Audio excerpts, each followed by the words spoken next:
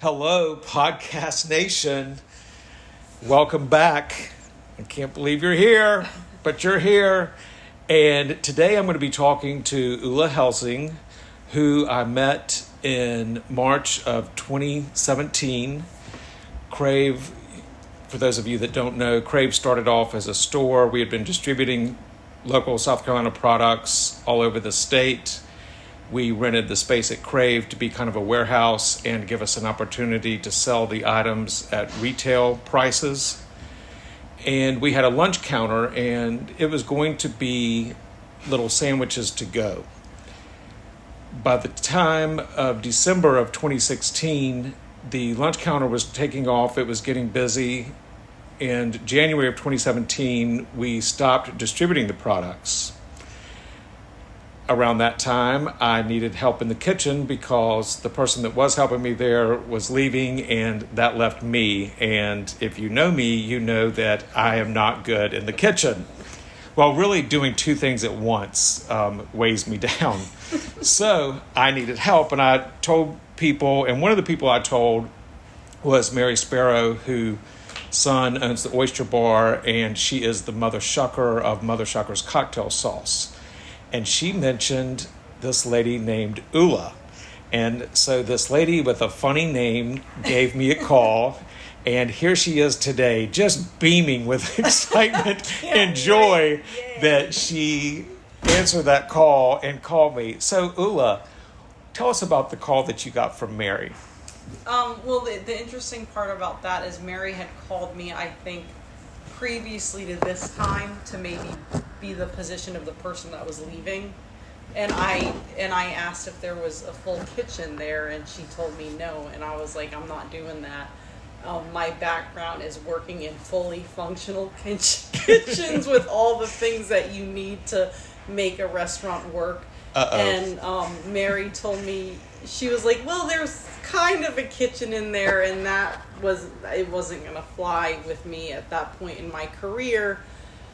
Fast forward, and I had left a job where I felt very underappreciated, and I had dedicated a lot of time to it, and it was just time to move on.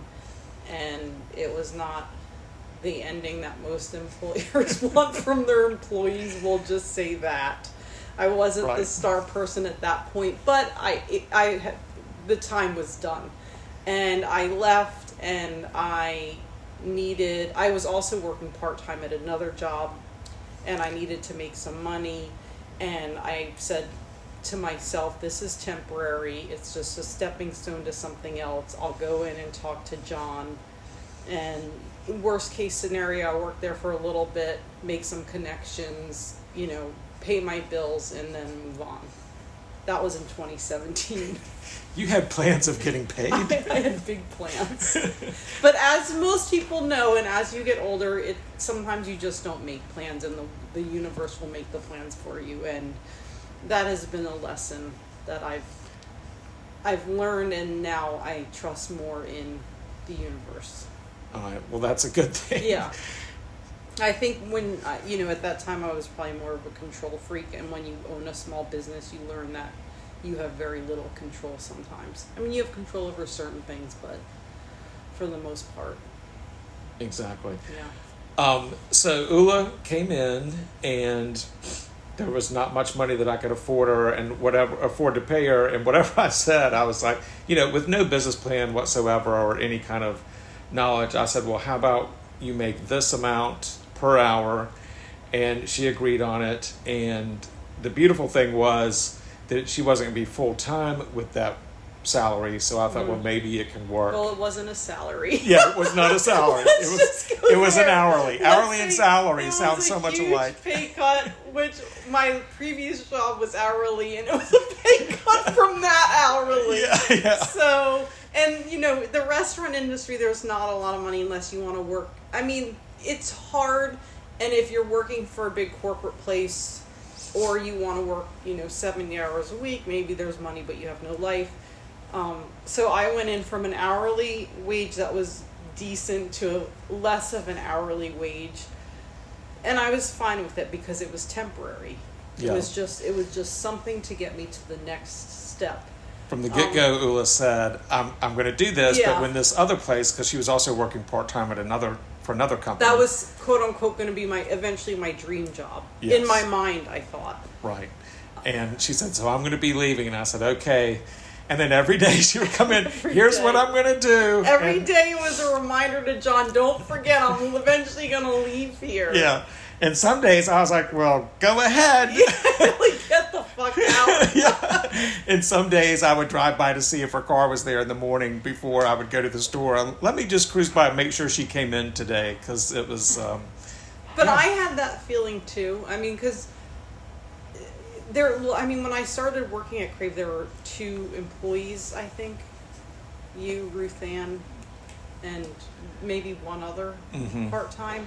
And so, I'm not always an easy person to deal with. I mean, I can, I have my flaws as anyone, but I thought maybe John would eventually get tired of me. So I would think maybe that he would want to fire me eventually, because he's like, I'm done with this shit. And he would drive by to see if I came to work. So we were both essentially doing the same thing. Right. But we actually got along better than I think we thought we would. Yeah. I mean, you just don't know if you're going to get along with your employers or employees. Well, when I would say, here's your paycheck, don't cash it, for a while, I thought maybe you wouldn't come in the next day.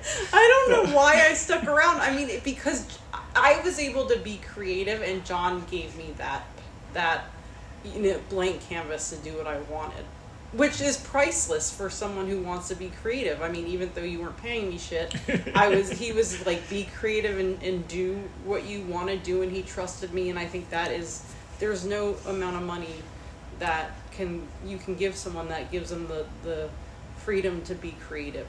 Speaking of me being creative, one of my favorite stories of that early time, and what little knowledge I had of Ula's professionalism and dedication to being creative and right. We were out of pork, or we needed some kind of a special or something, and so I went to the store and bought the pre-made Jack Daniel's pork stuff that you can buy, like 2 packages of. It was like barbecue pork you would go to Food Lion and get, which is, And I told Ruth Ann, who worked there, I said, tell Ula to get creative with this. So, I think I might have thrown it in the garbage. I was so I'm not gonna do this. I mean, it was an interesting time for both of us, because John is very business oriented and I'm creative and all food oriented, and he brought in this pre-made shit, and I that was a moment where I was like, what am I doing here right now? It was probably all I could afford, because then it was the business had so much debt on it, and the distributorship had failed miserably, and we were just trying to make whatever was in front of us happen, and so there was a lot of trial runs, or just experimenting with different things, different ways to make money. So April of that year of 2017, we were going to come out with a new menu. There's a picture on our Facebook page that said new menu April 10th, and that was in 2017. And so Ula came up with, I think we had 6 or 8 sandwiches or items on the menu before, and then you came out with, how many, do you remember? I don't remember how many sandwiches, maybe 5. We definitely took a bunch of stuff off and moved stuff around, and well, and there were paninis added, and before Ula, we had a panini press, but I didn't know how to use it, so I used a George Foreman panini. And we had a convection. We had a little toaster oven. I mean, it was something that anyone that would run a kitchen would walk into and then turn around and walk back out. But for some reason, I stayed. And I mean, it was John perseveres and probably doesn't stop when most people would close the doors, and I think that it's a great quality to have, if you're, and maybe there was a little bit of luck in that, I don't know. Yeah, stupidity and luck. I mean, stupidity and luck. I think there is, some people don't believe that, but I do think sometimes it's just luck. I mean, any person could have walked in that day. So as it grew, really almost right away, it was growing quickly. Yeah, it was growing quickly. So then all of a sudden, it's like, okay, here's the business that's not doing well, and trying to get pennies together to buy Jack Daniel's pork for the like menu. The items John wanted to buy for the restaurant. I mean, the culinary school I went to would have wanted me not to associate with them at the time, but it progressed, and John let me. Well, and so we went from, trying to create business, then to being able to keep up with business. So then all of a sudden it's like, okay, we need another cooler, we need more equipment, we need more employees for back there, and it was all of a sudden it was like the opposite of the problems that were happening. It was happening quick, and the problem was a lot that there was no money to be had. So we were really getting, speaking about getting creative, we were getting creative with as far as like buying tables and chairs, and everything was a way to try and get money without having any money. Right. Which can be challenging, and maybe the things we were buying weren't things that I necessarily would have chosen, but we ended up growing enough to where we were able to do that.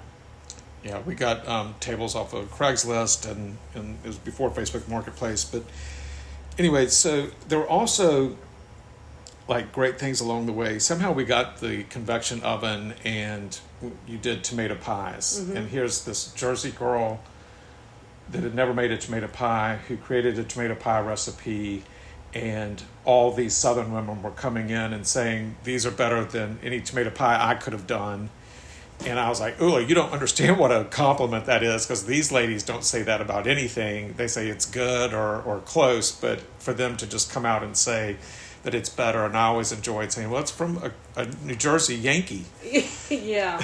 And I don't know how I got good at that. So those really put us on the map. And then we had Amanda McNulty come by from Making It Grow, and just different people that interviewed us. I remember one day I was standing up there and at the front, and a customer said, oh, I saw you in the state paper today, and it was when we were the hole in the wall. We were named as one of the top 5 hole in the walls. We were called, we were a hole in the wall. And I was like, oh, really? And that whole week, we were flooded with people, and everybody mentioned it. And, it's just little gifts like that came out. I mean, before I came along, what you guys were really known for were the hot dogs. Uh-huh. Which people still love them. Yes, yeah. The hot dogs that we just love. Well, they are good hot dogs. They're good hot dogs. So, all right. So, what are some of the other stories that you remember? Well, I think like the restaurant industry can be so glorified, and it's fun and it's great. But I mean, people don't believe that we didn't have. John every day would buy the bottles of iced tea. We didn't have an ice maker. We had an igloo cooler that we kept ice in. We had a freaking sandwich station which was way too small, and every other day it was breaking down, and John would have to throw food out. And it was, sometimes you felt like you were on a hamster wheel going nowhere. But John perseveres, and I was on there. I was on the ride with him.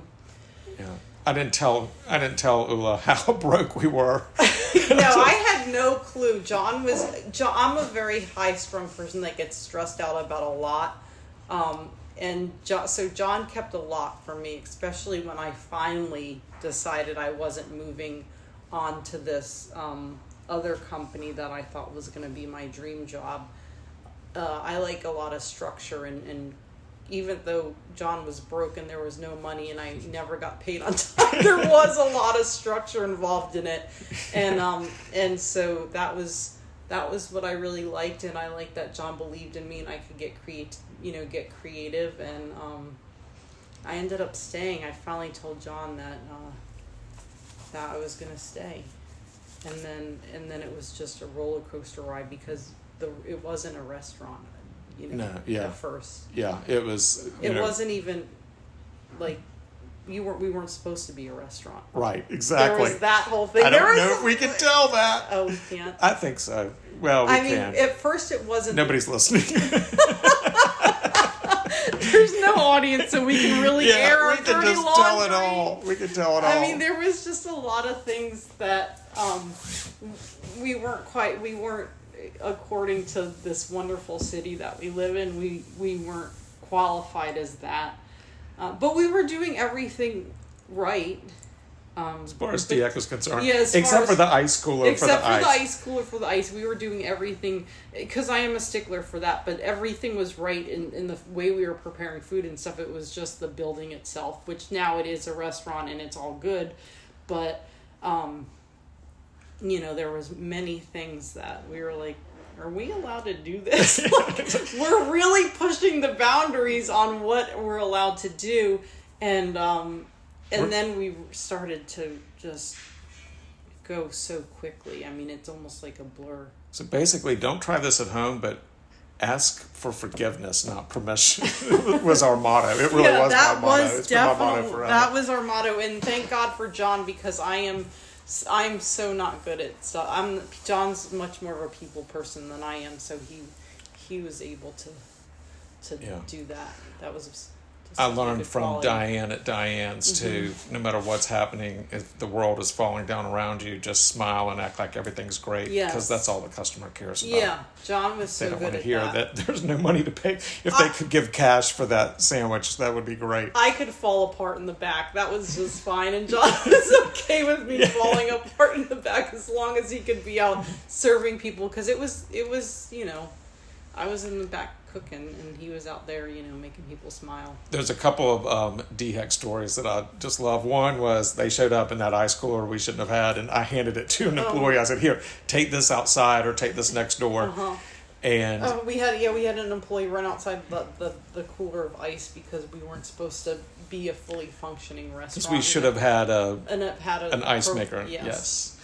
But everything's fine now, DHEC. In fact, the one time DHEC showed up and there was a horrible lightning storm and we lost power. I thought, oh my God, we had a restaurant full of people, and I thought she was going to have to, close us down, but she sat there and said that it can go for 2 hours or something, or 4 hours. Well, not only that, it was like 90 degrees out. It got so hot, which, affects your food, especially in a deli when you have the lids open and in the middle of the lunch rush. But she was wonderful, and we passed, and she said she'd never come do an inspection during a busy lunch rush again. Yeah. And we were just fine with that. I think that's what, one of the things that we're known for most now is the busy lunch rush. And it's amazing, when I sit here and talk about these stories and remember, the Jack Daniels get creative with it too.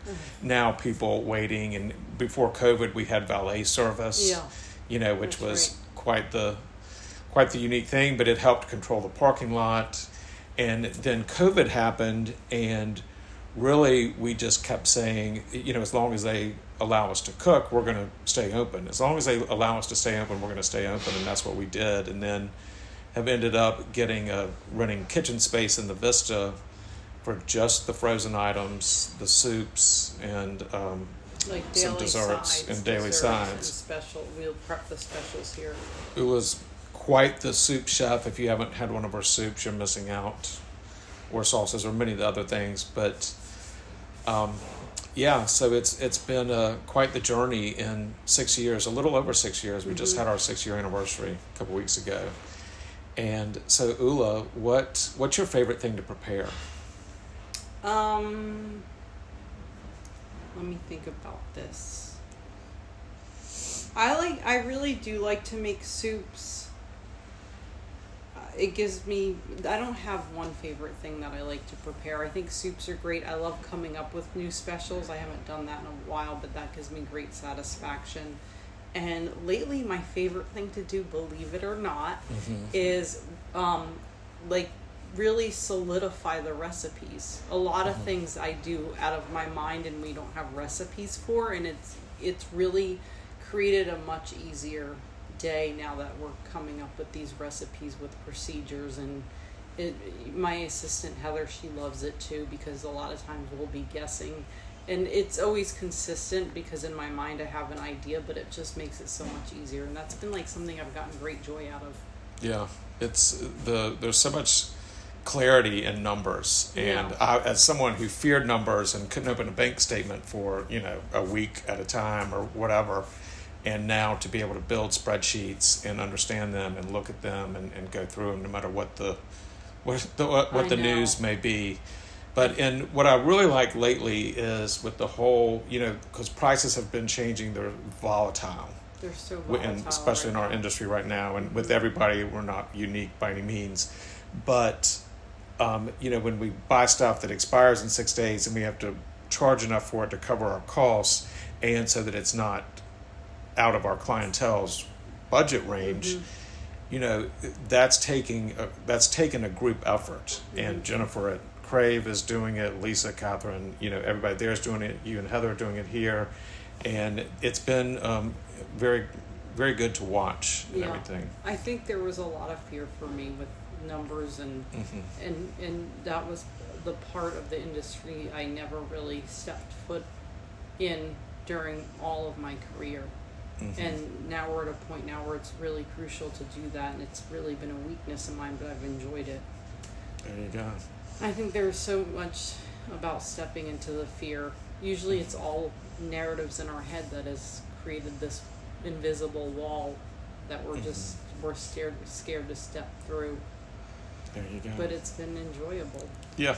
Who would have thought? Who would have thought? Who would have thought? All of the fear of stepping through.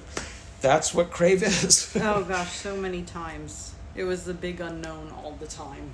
But anyway, yeah. We've been very fortunate in staff and customers that we've had. And it's been great. Yeah. What else do you have? Do you have anything to wrap up? Well, no, I don't think so. I think COVID was an interesting time, and we were very much in survival mode because that talk about unknown, and I feel very fortunate that we got through it. Yeah, we had already established the meals to go business, and then having all the windows in the front, we could offer curbside with great customer service, getting out there and following all the safety protocols. That's I hear all the time, people thanking us for how well we did and took care of ourselves. And we're back inside now. We're still wearing masks, the employees, and I think where we're located too. Never underestimate the power of people. Our neighborhood's incredible. And let me tell you, when I first went to Crave, I was like, this is a terrible. In my mind, I was like, this is a terrible location. Why am I doing this? And it is such an incredible location. The neighborhood is incredible, and they're so supportive. And when COVID happened, they rallied. And John came to me one day in tears with how much the customers were so supportive of us, and they still are, and that has been it's been something to witness. Especially because I'm so fucking jaded sometimes. And when humanity pulls through, I'm like, yes, there is hope. We have wonderful people and they love us. There we go. And I can't think of a better way to end. So thanks, Ola. Thank you, John. Thank y'all. Yes, we're so grateful and for all those 10 people that are listening to the podcast. And if we get to double digits. And Mom and Dad and Hope, if y'all could share and like this, that would be great. Does Hope know about this? Well, she will, but that'll be, Hope is my mom. Hope is Ula's mom, and her mom and my parents will be the ones listening. So y'all like and share. We'll call and tell you how to do that later. Thanks. Bye. Thank y'all. Bye.